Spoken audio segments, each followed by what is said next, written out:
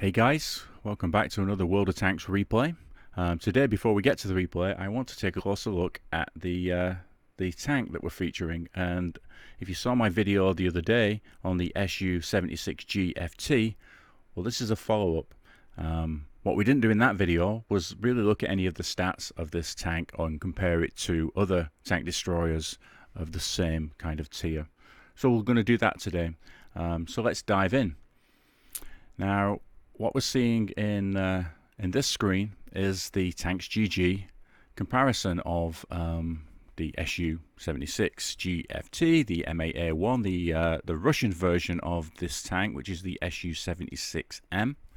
They've got the German Hetzer with the HE shells. We've got the German Marder 38T, another favourite turretless tank destroyer. The T40, the Samoa SAU 40, which again packs a big punch, probably the highest damage per minute of any of the tanks in this list with HE shells.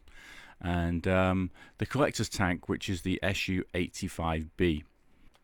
In fact, I think many of these tank destroyers are now in the collector's tanks. Anyway, as you can see, the penetration on the Su-76G FT is one of the highest, alongside the T40. Only the Su-85B has higher pen by 2 millimeters. Damage, very respectable 160. It's the highest of the non-HE tanks that are shown here.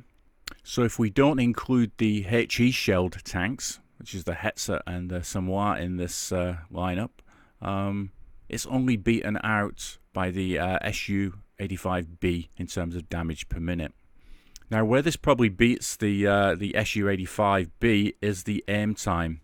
And even though the dispersion on the Su-85 is better, I find it seems to be far less accurate, even if I give it time to aim between my shots. So like I said previously, to me this gun is all about the penetration and alpha. What I've done here is I've been on Tanks GG again and pulled up some tier 6, so that's 2 tiers above this tank.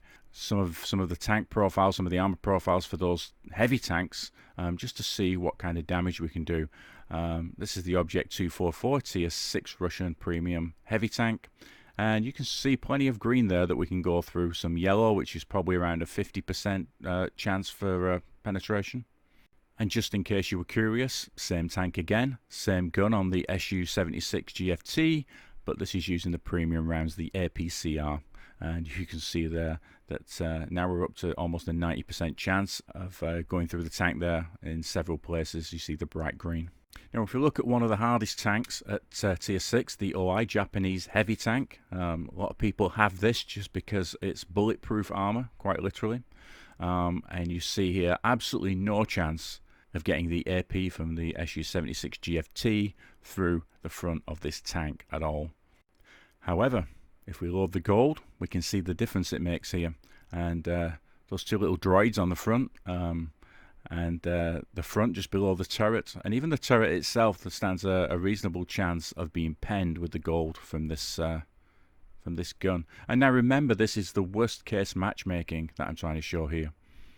And finally, here's a run-of-the-mill German heavy tank, and again you can see there 90-odd% chance of penning most of the front of this tank.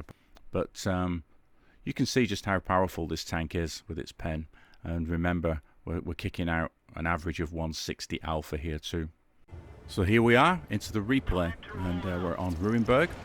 We have some tier 4s and some tier 3s, so not the best replay for highlighting all the things I was talking about meeting higher tiers. But we'll still see the benefits of this gun in this matchup. We're going to go north. We're going to hang out in the A0 area. Hopefully our lights heading to mid there, down the 9-0 line, should light up some nice targets for us to take out. And what we will see here is the alpha that we're going to throw out. Obviously, at this kind of tier, you could sit in a Hetzer and spam HE and probably take some of these tanks out in one hit, which is fun for a while, but we like to show a little more skill, I guess.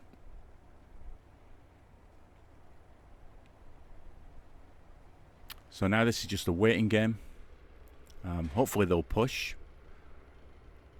I guess our light is already pushed into their half of this 0 line. So it's time to move forward a little bit and see what happens with the spotting. Looks like it's safe to cross, and he has actually spotted a medium at the back there. I always expect some TDs. And of course our light gets taken out. So we'll move up, we'll see if we can find a bush up here somewhere.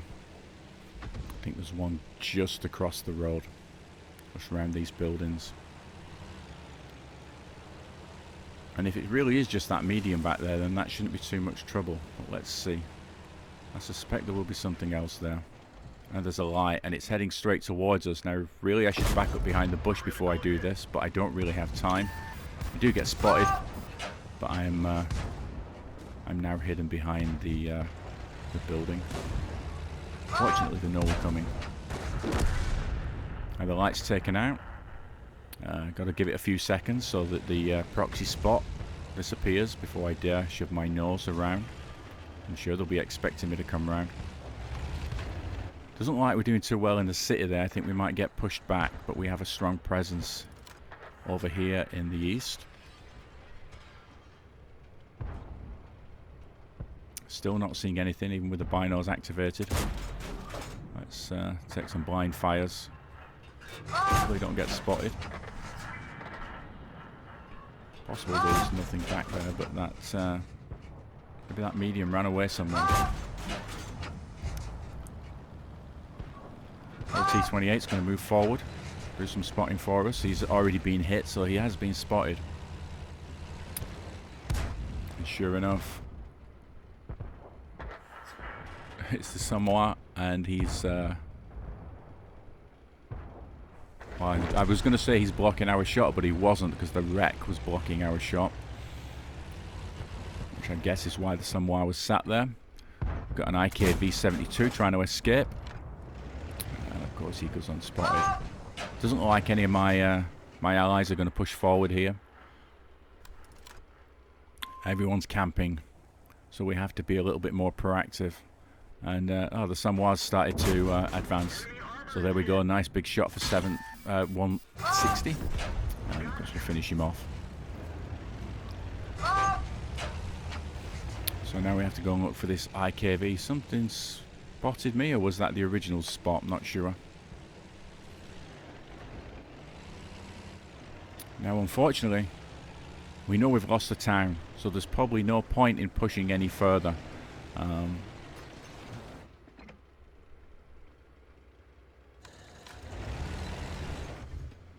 And of course they now got a full press from the west.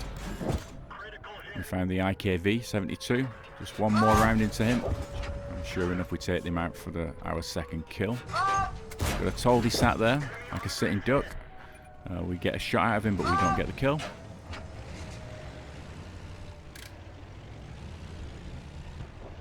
This M8A1 here, another one of my favourite tanks. Sad to take it out, but guess what? It's part of the battle. A T28 down there that we just can't get eyes on.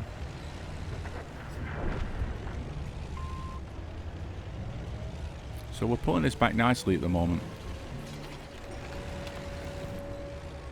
As long as we stay composed and keep our cool, we should be okay.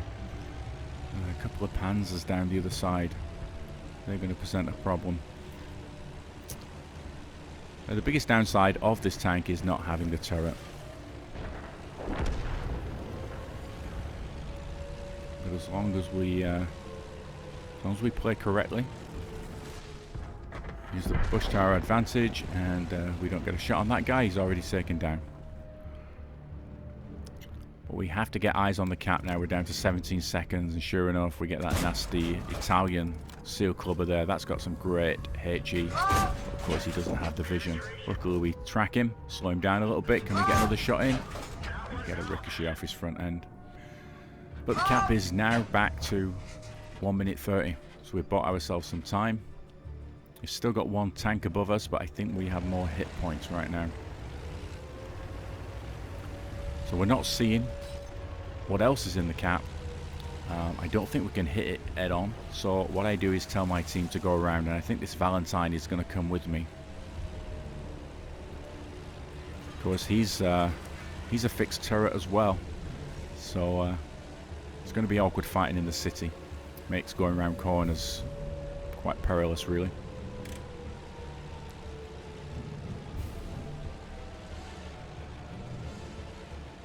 So we do have one medium tank, but I guess he's not a very experienced player.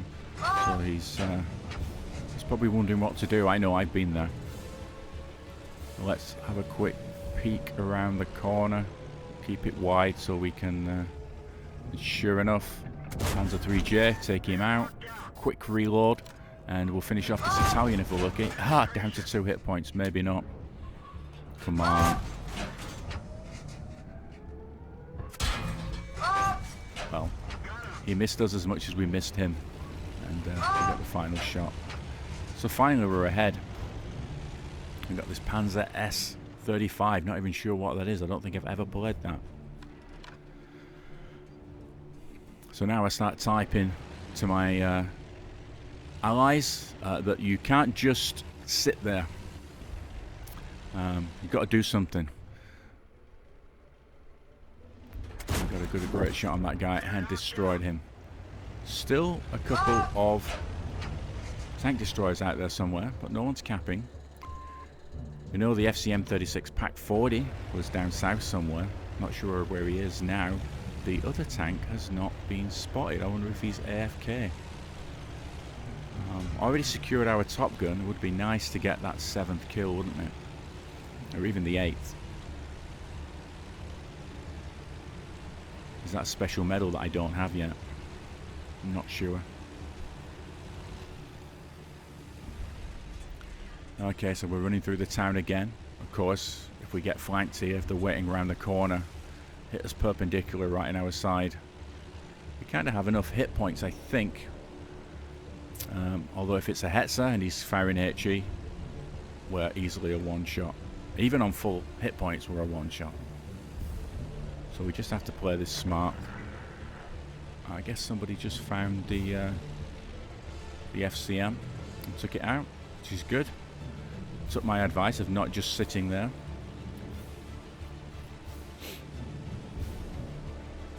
Sure enough, we're all heading to the cap. And maybe the Hetzer will come pay us a visit. And I tell my friends, my allies, how great this tank is. This was like the 4th battle I played in this tank, and it was fast becoming clear just how OP this is. Now it's one thing when you're grinding this to get through to the next level, but I've played against some people who, maybe not this tank, but tanks like this, they've got several thousand battles in it. They never move up the tiers. They find this, they realise that it's just a SEAL clubber's dream, and they just sit there. So I guess we're not going to see the Hetzer. Down to 7, 6, 5, 4, 3, 2, 1. Okay. Well, we got the win and we got the Top Gun. Not a bad effort for this tank. Not as good as the replays in the other video, which I'll leave a link to if you want to see those. They were much better than this in terms of damage. So there we have it. There's the battle results. Only a 2nd class, got a few ribbons there, and obviously the Top Gun medal and the Invader medal. Most importantly, those 6 kills, which I think helped win the game on this one. Quick look at the crew here. We have a camo crew primarily. 1.5 skills, I guess, across most of the crew. Almost 3 skills on the commander, including 6th Sense and Recon. And what does that buy us in terms of tank skills? Well, 47% stationary vehicle camo and 31% moving vehicle.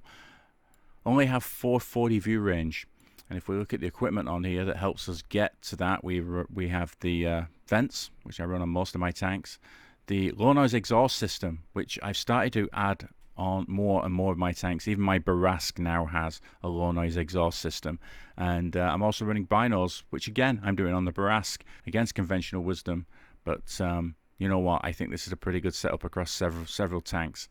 Especially if you like hiding in bushes like I do. And if we look at the team score, See, top of the list there for both damage and experience. Not the greatest, I'll admit, but we did get those 6 kills to secure the top gun. And finally, a quick look at the detail report. Not a lot to report here, really. We were running some credit boosters, so we did pretty well for the credits. And same again for the XP, which obviously we're trying to grind through this tank at the moment. Only done 4 battles. So there we go, guys. Just brought this picture up here just to show the SU-76 after 8 games, averaging a WN8 of 48.79, 87% win rate. I'm sure that'll come down, but you can see what just a powerful little seal clubber this tank can be. Anyway, if you like this video, guys, I'll be doing some more. So if you want to subscribe, please do at the bottom, and hopefully see you guys again soon. Thanks for tuning in. Take care now. Bye.